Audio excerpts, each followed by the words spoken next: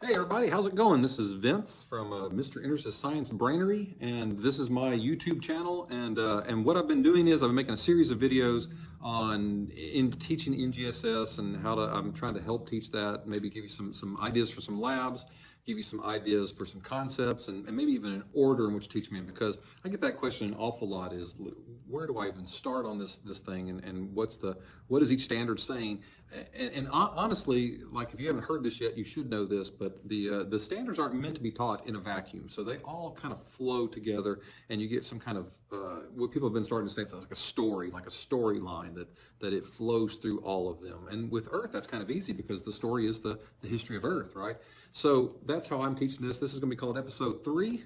We're going to start talking about why the plates are moving. So we're going to get into some landforms, and we're also going to start talking about the rock cycle. So again, like these aren't, if you look up the performance expectations, this is NGSS 2.1, which is rock cycle. It's really energy and earth material, which ends up being rock cycle. Okay, and then ESS 2.2, which is landforms, or how how you get these different landforms.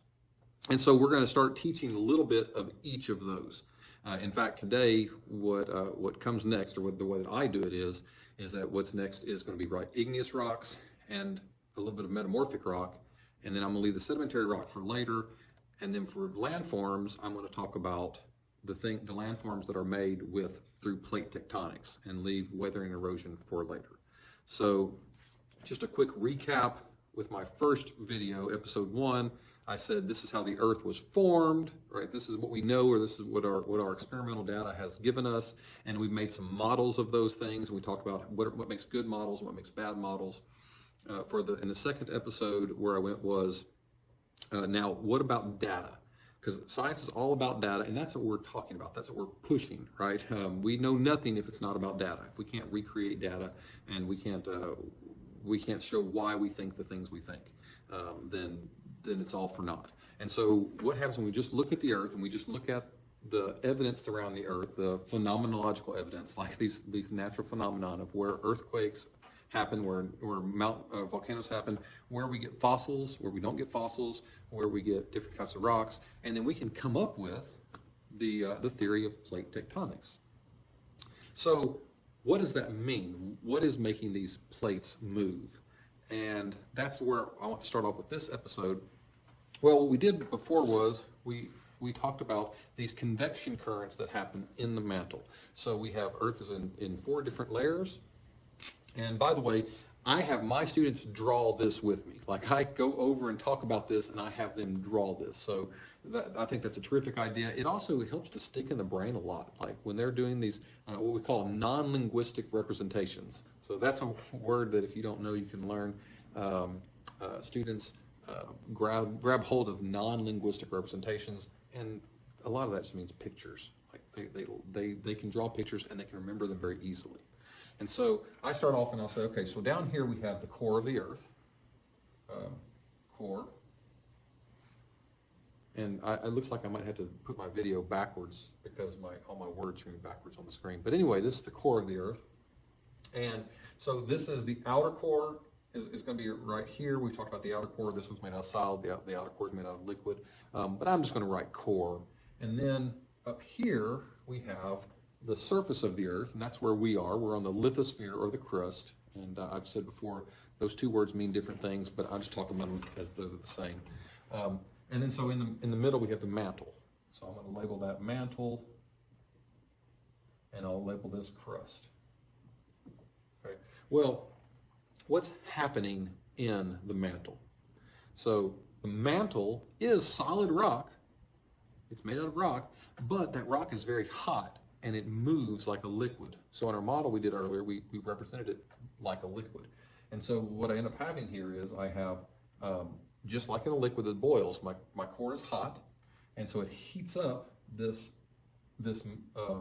rock right here, and it flows. Now this doesn't happen overnight, okay? You're not going to watch this happen, but this happens over thousands and thousands of years, and this rock flows up here. And because remember, as it gets hotter, it gets less dense and it rises.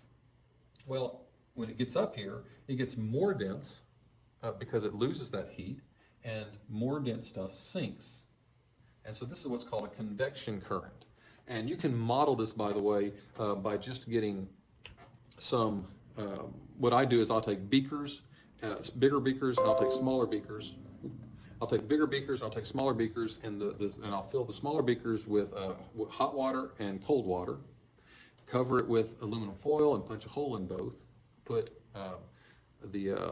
blue food coloring in the cold water and red food coloring in the hot water, and then I'll sink them in the other beakers that have water, and you can watch as the hot will rise and the cold will stay down there.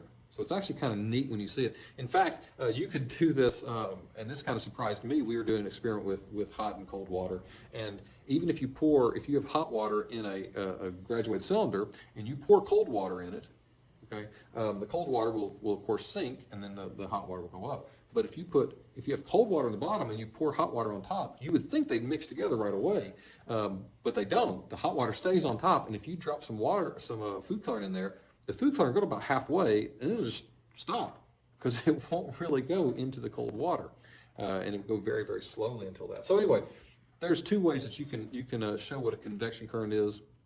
I've actually seen, I mean, if you had the tools and the time, you could take an aquarium and heat up the one side of it, and you'll start seeing that'll rise, right? And then when it gets colder up here, it'll start sinking.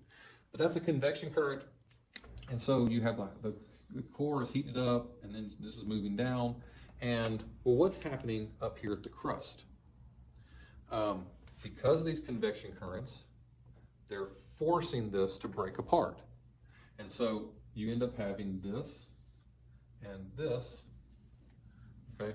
And these are two plates here, and these plates are moving apart from each other, okay? And as they move apart from each other, you have new material come up in the middle, and so new rock,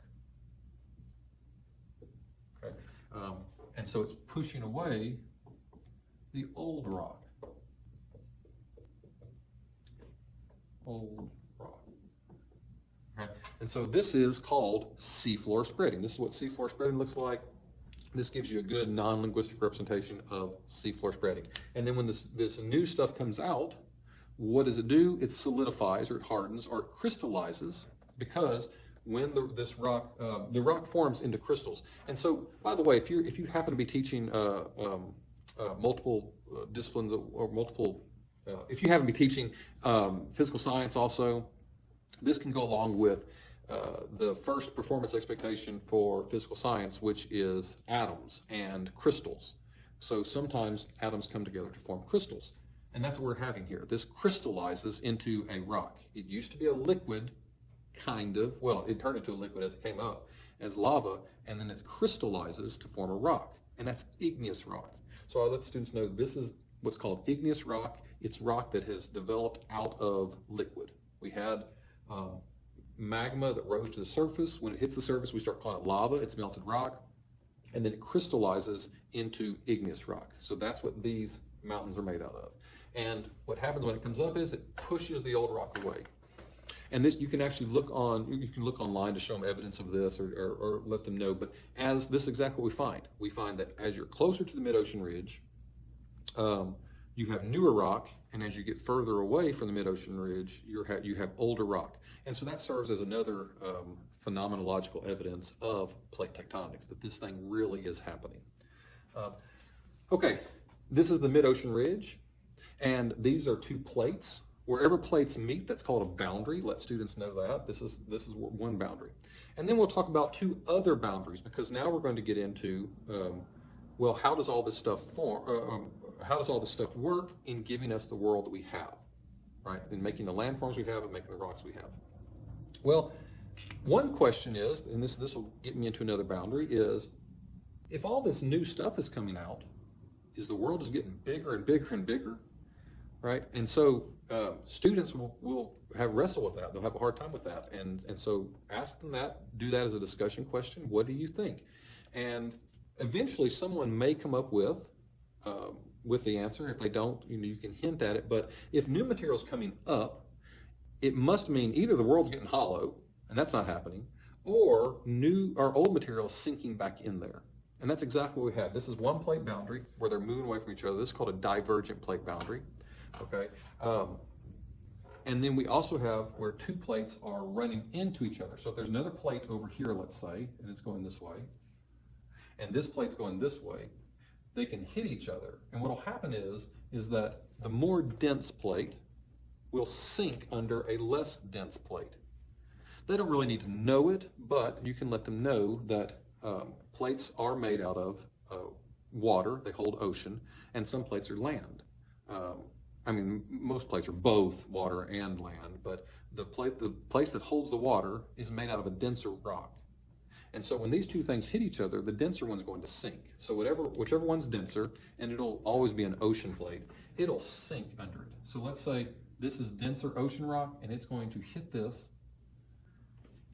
They're both, fighting for who can not go down and not go under, and then this one, the ocean plate's going to go down here.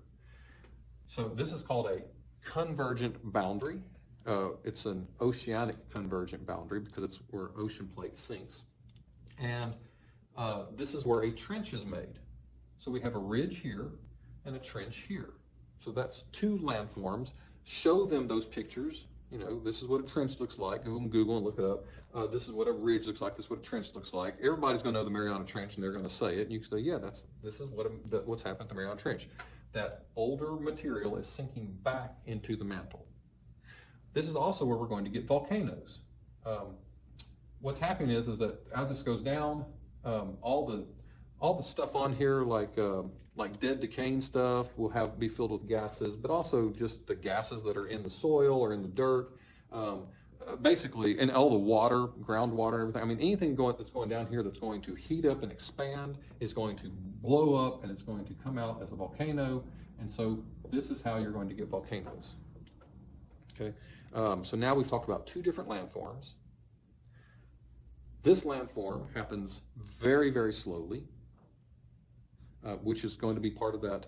We want to know some landforms take a long time to develop, and some landforms happen very quickly. That's part of the performance expectation 2-2. This is a landform that happens very slowly. This is an example of a landform that happens very quickly.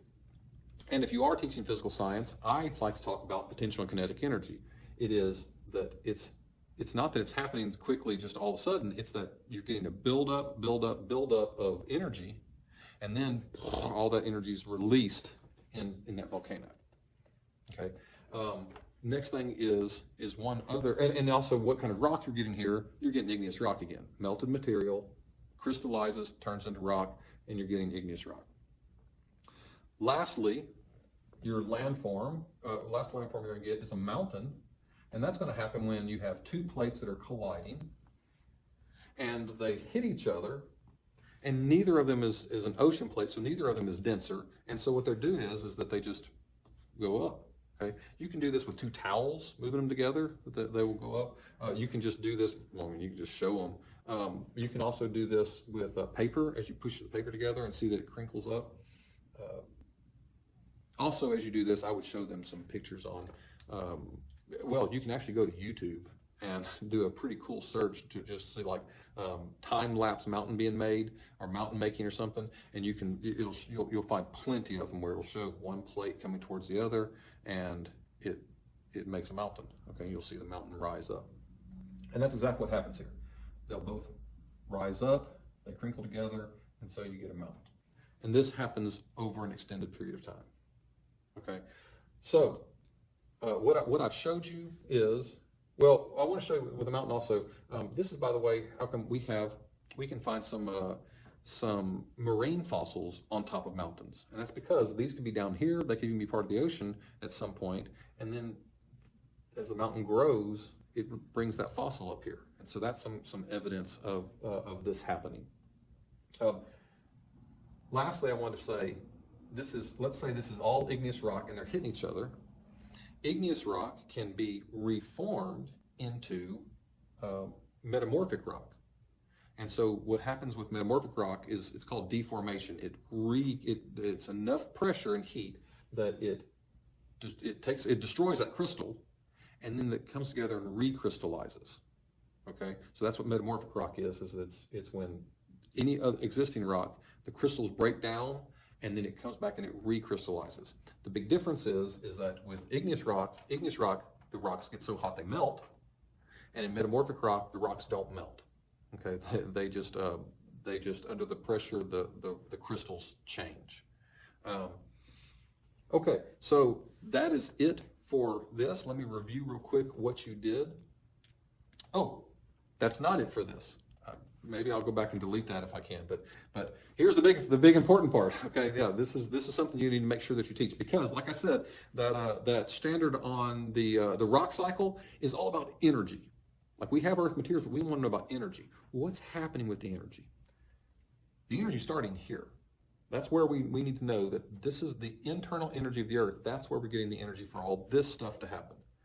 And what's happening to it is that energy is moving up this way. It's making its way through the mantle. Well, if this cold material is going down, how did it get cold? Because it gave its energy to this. In fact, look, I'm going to draw use a different color. Here goes my energy. The energy leaves out of the rock and it goes back into this. The energy is now up here. It's melted rock. Well, why does it crystallize? Because it puts all that energy up into the atmosphere. So, is the earth getting cooler? Yes, right? The earth is cooling down because it's losing energy through this whole process. And that energy is what's making all the plates move. It's making all the rocks change from one form to another. It's making these landforms. All right, let me recap real quick. So there's about, I guess, 4 things, let me say, that hopefully you learned. We'll see if I'm right about 4. Number 1 is what we realize in the standard about the rock cycle. Not only different types of rocks, so we have earth material like igneous rock and metamorphic rock, but also the material itself, right? It's rising up, we're getting new material, and then it's sinking back down. So the material is cycling. And then also we have the heat of the earth. The heat of the earth is making all this stuff happen. Okay, so that's number 1. We got half of that standard in the rock cycle. Number 2 is this thing on landforms. Okay, that some landforms happen very quickly and some happen very slowly. And so we saw this happening right here. This is new rock that is just being made at the mid-ocean ridge. And then we have a mountain that's also happening very slowly. These are kind of the same thing, except they develop very differently. But we call this a mountain and we call this a ridge. And then we have some landforms like this volcano that happen that build up very slowly, but then they happen quickly. Okay. And then I would say number 3 thing that hopefully you got was the different plates. We have 3 different plates, and these are the boundaries. We actually have another plate boundary, which is the transform boundary, but I don't worry about teaching that until later when we talk about faults, because I just find that it's not really connected to a standard. And then I guess I don't really have a 4. So if you think of a 4, let me know. Anyway, hey, this is how I do it. If you have a different way to do it, man, I'd love to know. Maybe I've been doing it wrong, or maybe there's other things that I can do. But this is what I do, and I hope this helps.